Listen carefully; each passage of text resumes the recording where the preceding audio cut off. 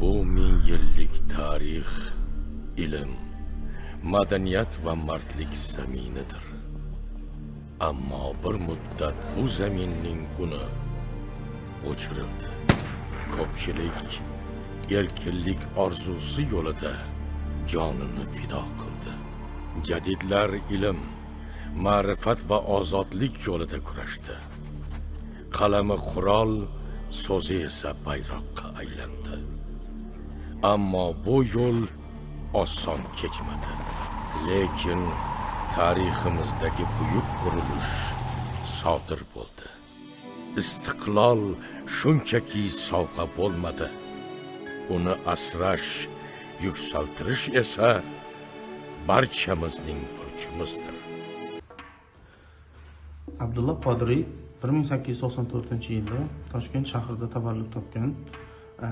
U bog'bon oilasida tavallud topgan bo'lib, Qodir bobo xonlar, beklarda askar sifatida faoliyat yuritgan. Abdulla Qodiriy o'zbek romanchiligi asoschisi hisoblanib, u Mehrobdan chayon, o'tgan kunlar, undan tashqari Obid Ketmon nomli qissalarini yozgan. Undan eng durdona asarlar hisobida Mehrobdan chayon va o'tgan kunlar hisoblanadi va ular uchun badiiy filmlar ham olingan. Mahmud Xo'jabek Qo'ri, jadidlik ma'rifatparvarlik harakatining asoschisi. 1874-yil 30-yanvarda Samarqand shahrida tavallud topgan. Shoir, dramaturg, qozi, muftiy, din va jamoat arbobi. Abdurauf Fitrat 1886-yil 4-oktyabrda Buxoro amirligining Buxoro shahrida tavallud topgan.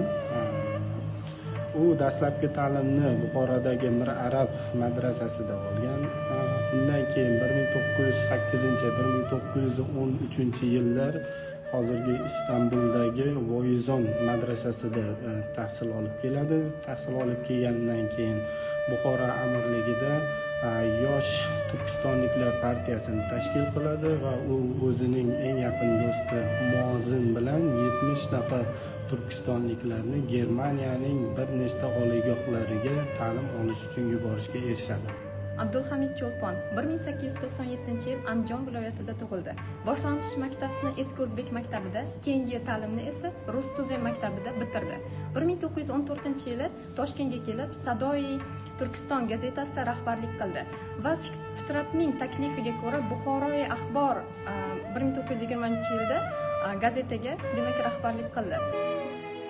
Vatan uchun, millat uchun, xalq uchun.